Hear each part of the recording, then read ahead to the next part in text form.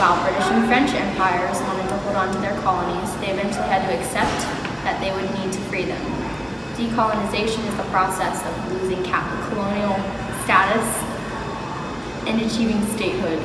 Between 1947 and 1962, almost every colony had been freed by the Western empires and gained their own statehood. This rush of decolonization was caused by the world wars weakening the great powers of Europe and by the people organizing political movements for independence.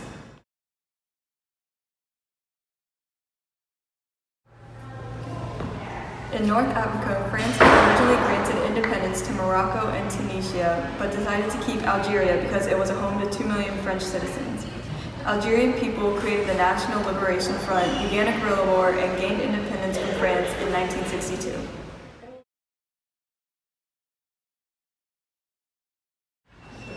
In South Africa in 1912, local citizens began the African National Congress, or the ANC. Because the government was controlled by European settlers, the ANC weren't successful in their reforms.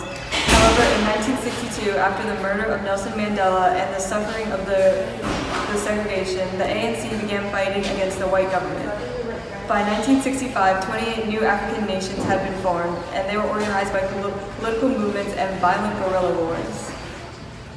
The Arab League was formed in 1945 with the goal of Arab unity.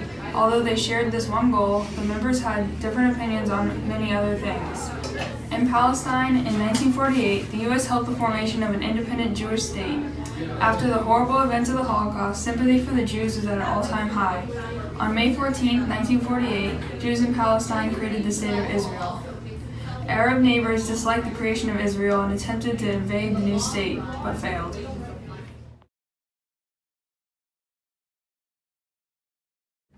In 1954, Colonel Nasser took control of the Egyptian government and nationalized the Suez Canal Company. This angered the British and French because Nasser stood in their way of the Indian Ocean. British, French, and Israeli troops attacked Nasser, but he was supported by the US and the Soviet Union, who were able to protect Egypt. Nasser became a new powerful leader and began openly supporting Pan-Arabism, which was Arab unity. Nasser became the president of the newly formed United Arab Republic, which consisted of Egypt and Syria.